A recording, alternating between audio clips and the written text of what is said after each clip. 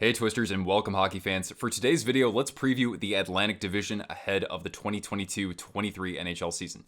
So the way that I'll structure my preview, first of all, let's look at the past season, especially the standings, and see how things went in the division from a high level. Then we'll look at the biggest additions and subtractions from this offseason for that division. Then I'll go team by team, examining their biggest storylines heading into this upcoming season. And finally, I will finish with my overall outlook on this division in terms of who competes for playoff spots or for the division versus non-playoff teams. So I want to know in the comments down below, what are your projected division standings here for the Atlantic Division? Sound off down there. Now earlier I polled the community. I asked you guys, who do you think is going to win the Atlantic Division? The top vote getter, the Toronto Maple Leafs. So it's going to be interesting to see if you guys are correct. Now before I jump into this, if you enjoy my channel and you want to support an independent content creator like myself, tap or click that join button down below, and for as little as $3 a month, you can get all sorts of Twisted Wrister hockey content. Now for the preview. So we're going to start with our division standings from this past season. Now the Florida Panthers won the division with 122 points, and that was good enough to win them the President's Trophy as well. However, despite winning their first playoff series since 1996, they were swept outright in the second round by the Tampa Bay Lightning. Another strong season for the Toronto Maple Leafs, 115 points.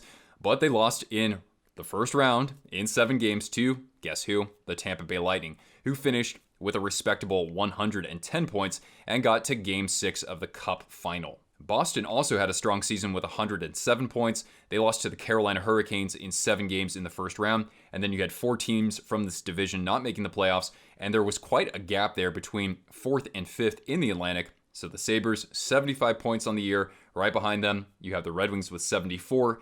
And the Senators with 73, and then bringing up the rear were the Montreal Canadiens with just 55 points. Let's look at the biggest additions and subtractions for this division in the offseason. So somebody like Claude Giroux was technically traded to the Florida Panthers last season, so he's not on this list. So these are players who are entering and leaving the division. So Matthew Tkachuk comes over in that monster trade from the Calgary Flames.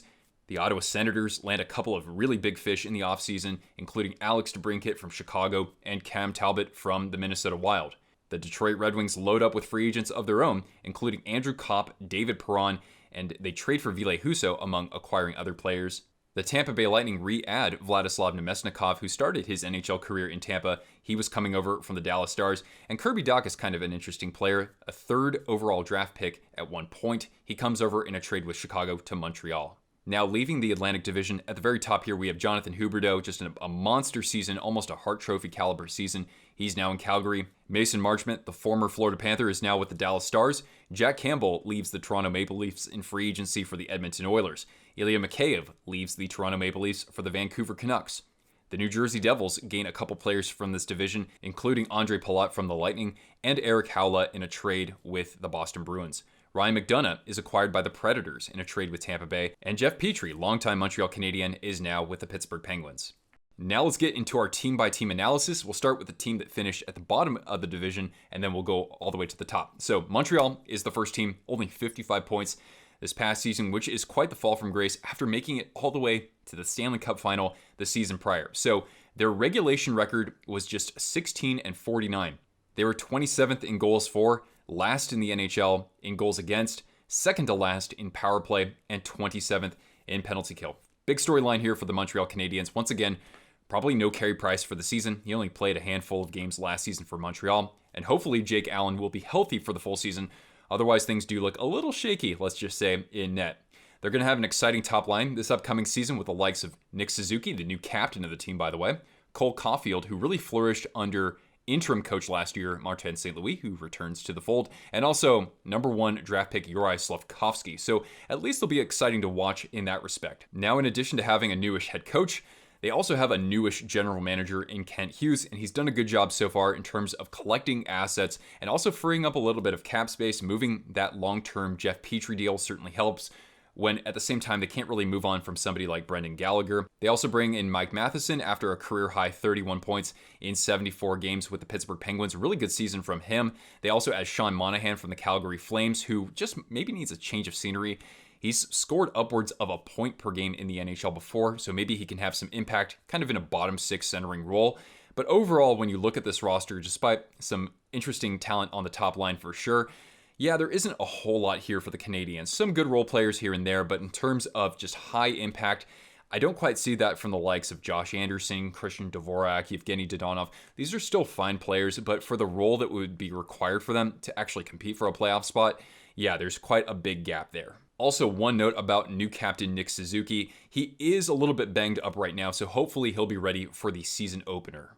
Now let's get to the Ottawa Senators. They finished 26-42 in regulation. They were 26th in goals for, 22nd in goals against, 20th on the power play, and 13th on the penalty kill. Now, I was surprised to see that they were 26th when it came to goals for, but one big reason was because Josh Norris, Drake Batherson, and Thomas Chabot combined to miss a total of 75 games. So imagine that they're healthy for a full season, and they've played together for the past couple of seasons as well.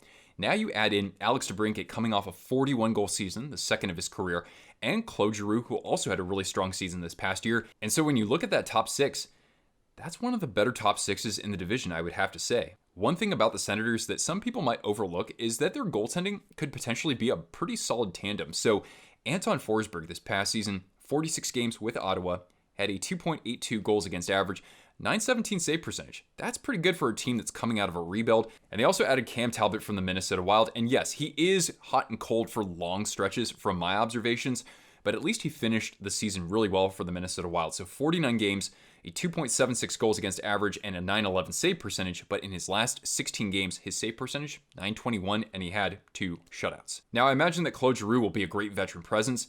And I also think that, of course, Alex DeBrincat is going to have a high impact as well. But to really set the Senators over the edge as a playoff contender in this division, I think this actually might hinge on the development of a couple of players who haven't really spent that much time in the NHL, or at all. So Jake Sanderson, right? A former first-round draft pick, a defenseman who was over a point per game at the University of North Dakota, is certainly one player to watch. Also Shane Pinto. It's interesting because now there have been rumors about him possibly being an asset dealt to the Arizona Coyotes for Jake Chychrun. But that being said, if he can provide some sort of impact in a depth center sort of role, and maybe they get something out of Eric Brandstrom, who just hasn't quite panned out, if they just get a little bit from these younger players, then I think that that could actually be a huge factor in getting this team to a playoff spot. Next up, this team finished 6th in the Atlantic this past season, and that's the Detroit Red Wings. So this past year, they were just 21-40 in regulation. 25th in goals for, second to last in goals against, 26th on the power play, and last in penalty kill. But it was a big offseason for Stevie Y and the Detroit Red Wings. One reason was because they had a coaching change. So Derek Lalonde, a former assistant with the Tampa Bay Lightning, has come in as the head coach. He has a really good track record when it comes to keeping the puck out of the net. And with the season the Red Wings had with their defense core and with their goaltending, that is certainly going to be an area where they need to improve. They signed a lot of veterans in free agency, guys who are still in the primes of their career, more or less, including Andrew Kopp from the Rangers and also formerly with the Jets, David Perron, a 27-goal scorer last season with St. Louis, and also Dominic Kubalik, a former 30-goal scorer who could at least give you 15, if not 18 goals on a third-line role. On the backside, they brought in Ben Sherratt. I know some people aren't really a fan of his, but hey, looking at those 5-on-5 possession metrics, he was really good for the Florida Panthers in his limited time there last season. And then in between the pipes, gone is Thomas Greiss. He did not have a good season, to be kind to Mr. Greiss. And Ville Husso comes in from the St. Louis Blues. Now with Husso, he definitely caught fire this past season, tailed off in the regular season, and wasn't good in the playoffs. So hopefully his workload is more manageable this upcoming season. And we see a bounce back from Alex Nedeljkovic. He's been kind of night and day between the Red Wings and formerly with the Carolina Hurricanes, but that could actually pan out into a solid tandem. Husso this past season, a .919 save percentage in 40 games with a 2.56 goals against average in his first full NHL season. A couple other factors to consider with the Red Wings. First of all, how is Moritz Seider going to improve and build upon his Calder season last year? Very good offensively, very responsible defensively, unlike some of his teammates out there. Could this guy actually get in the Norris conversation? Maybe that's a bit of a stretch, but you've got him as a young defenseman and also Simon Edvinsson, right? A former first-round pick from 2021. He is gunning to crack the lineup. He had 19 points in 44 games with Frölunda in the Swedish professional league there, and he's just 19 years old, but this guy has a lot of promise as well. One other player I want to point out here, and I think that if I had to drill down to one player in particular on the Red Wings making a big impact, it could be Jakub Vrana. On that second line, he is a former 25-goal scorer with the Washington Capitals and won a Stanley Cup with them. but he's had a problem with staying healthy. He only played 26 games this past season, but he has some good line chemistry out there. He had 13 goals in just those 26 games. Next up, they finished 5th, and that is the Buffalo Sabres, just 25 and 39 in regulation. They were tied for 22nd in goals for, 25th in goals against, tied for 15th on the power play, and 23rd on the penalty kill. Now, with the Buffalo Sabres, the past couple of seasons, they have undergone a culture change, and that is something that has started paying off for them with Don Granato as the head coach, right? That locker room speech, Buffalo's a fucking great place to play, or whatever he said about that.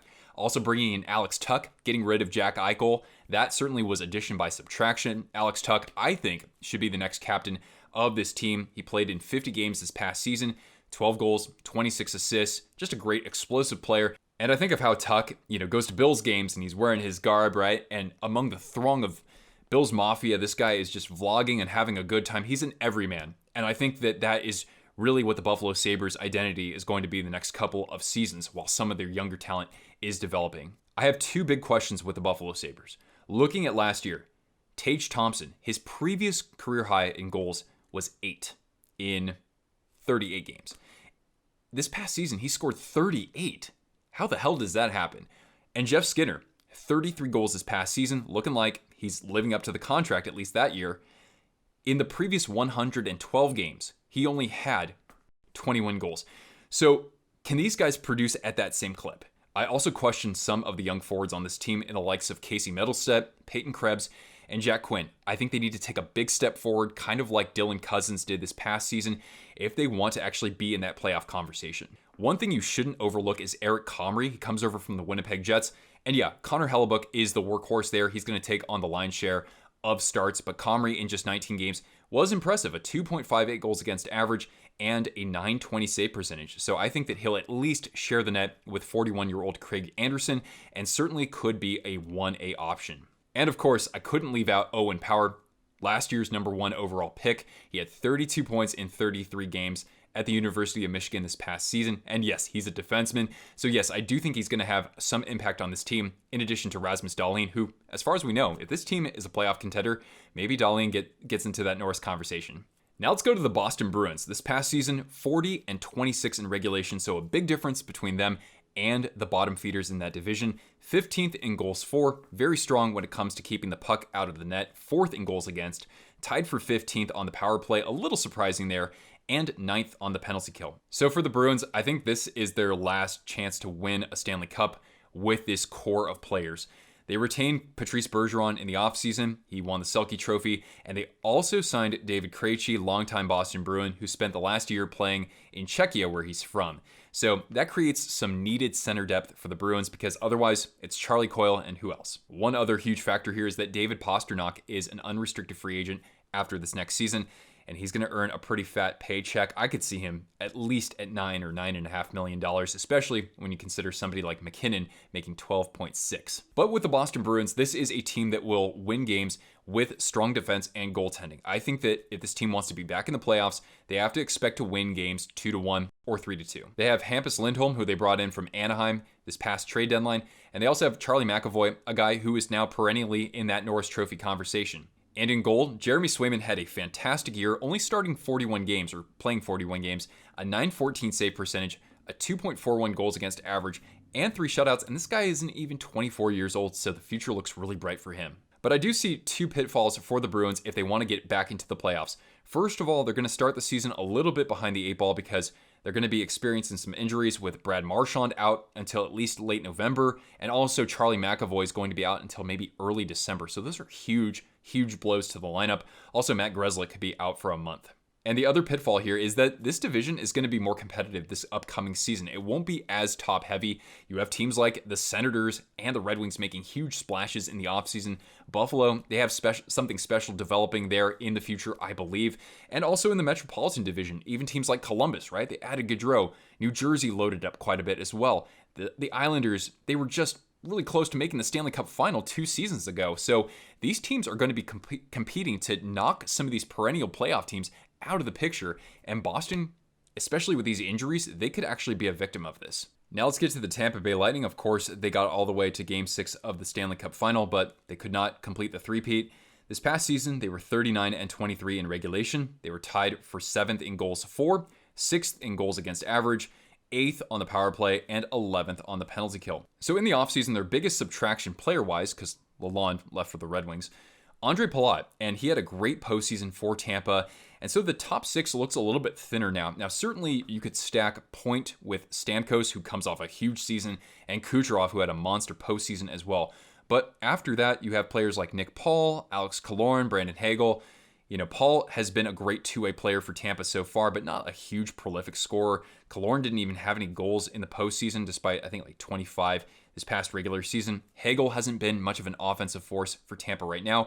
Yeah, you have Vladislav Nemesnikov, but he's more of a third liner, I would say. Ross Colton is one name I do want to call out, though, because he comes off a 22-goal season, 39 points, didn't even average 13 minutes of time on ice per game. So they might need a little bit more time to figure things out, especially as it pertains to their second line. But of course, with Tampa, they are a defensive team first. And even though they lost Ryan McDonough, I still think of Victor Hedman. He's still a fantastic defender. They add Phil Myers from the Nashville Predators and also Ian Cole, who had a good season with the Carolina Hurricanes. And they also have good defensive forwards as well. Responsible forwards like Braden Point and Anthony Cirelli. It does suck that Cirelli could miss from 6 to 8 weeks this upcoming year. But even so, schematically, I think this team can prioritize being strong in defense, especially strong in goaltending with Andrei Vasilevsky. The guy's only like 28 years old. And so even though I don't think that Tampa is going to be necessarily a flashy team and put up a lot of goals, they are going to make it very difficult and miserable for opponents out there to beat them. Now let's go to the Toronto Maple Leafs. They finished second, and this past season they were 45-21 in regulation, second in goals for behind the next team I'll talk about, 19th in goals against average, first on the power play, and 8th on the penalty kill. So this team has dramatically made over their goaltending. So Jack Campbell leaves for the Edmonton Oilers, and in come two guys with quite a lot to prove. So it's going to be really interesting looking at the workload for these goaltenders, and also maybe that dynamic in terms of like riding the hot goaltender, right? So Matt Murray comes in from the Ottawa Senators. He had an injury-plagued season last year, only played 20 games, a .906 save percentage, a 3.05 goals against average, and a shutout.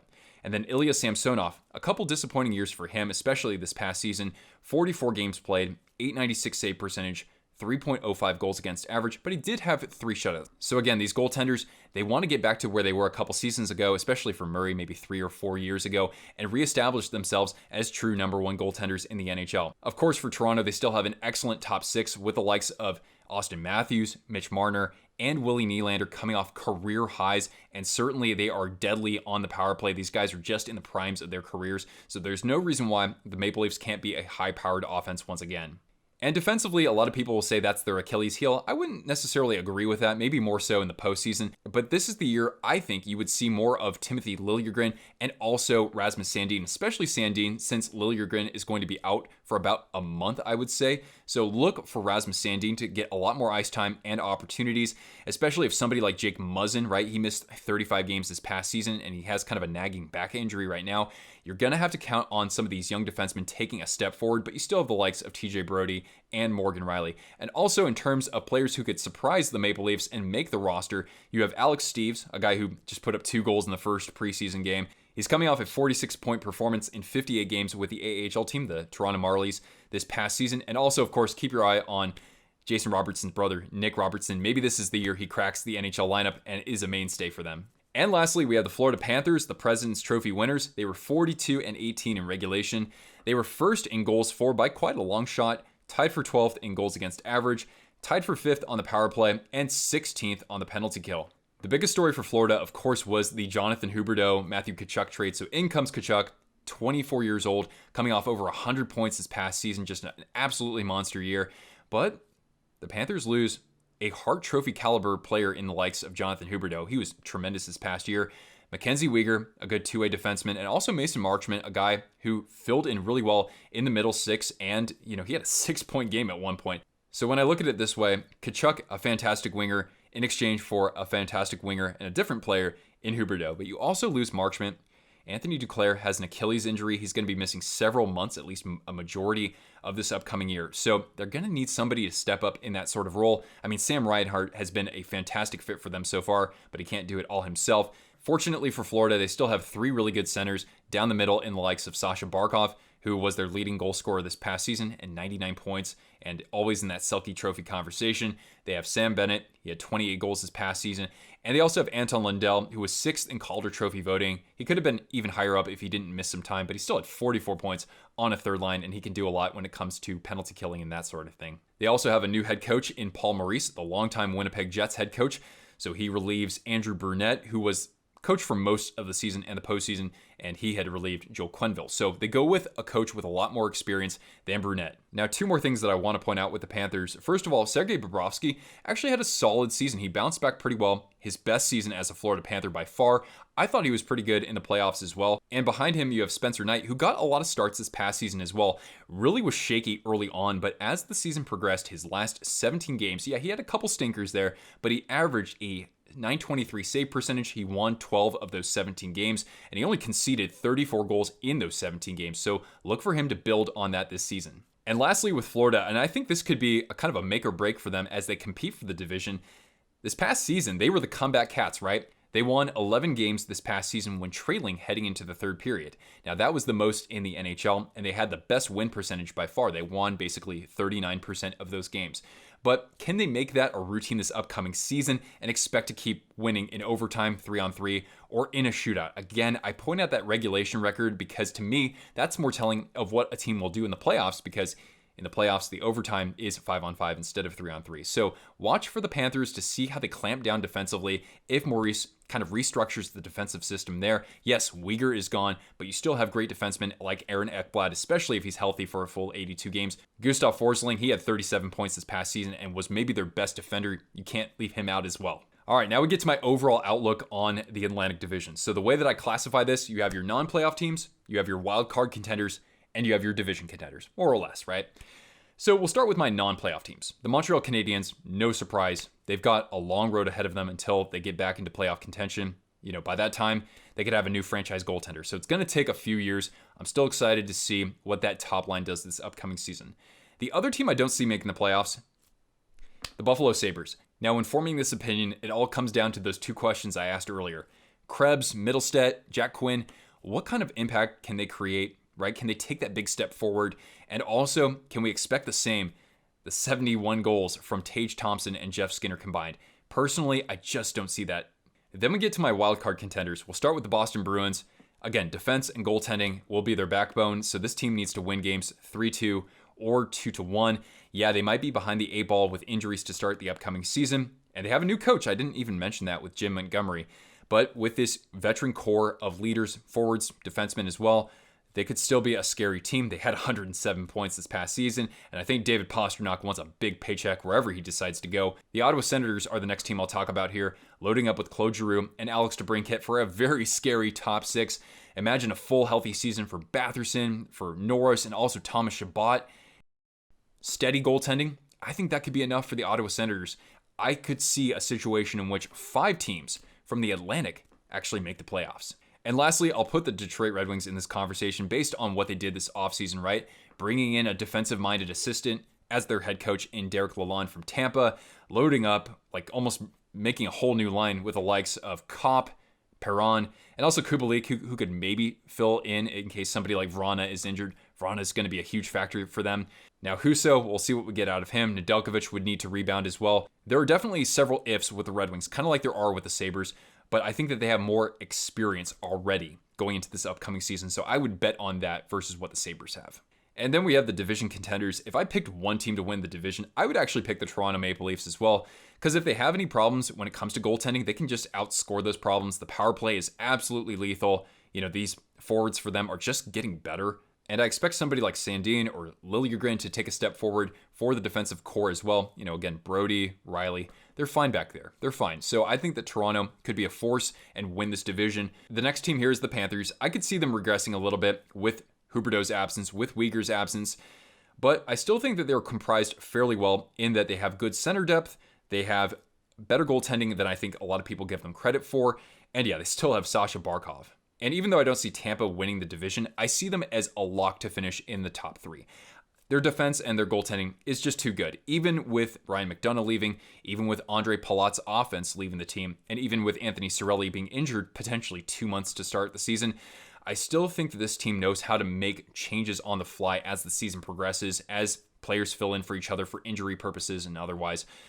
Look, I mean, they've just got some of the best players by position in the NHL still, right? Kucherov, one of the best wingers. Hedman, one of the best defensemen. Vasilevsky, the best goaltender not named Igor Shesterkin. This team's going to be fine. They're back in the playoffs. Anyway, guys, what are your Atlantic Division standings? Let me know down in the comments down below, and stick around for more previews and predictions ahead of this NHL season. Hope you enjoyed this video, and if you did, do leave a big thumbs up. That does help the channel quite a bit. Subscribe if you're new here and enjoy content like this. You can also see the video description if you want to follow me on social media. Thank you, Twisters, so much for tuning in. I'm Nick, and I'll catch you later. Ciao.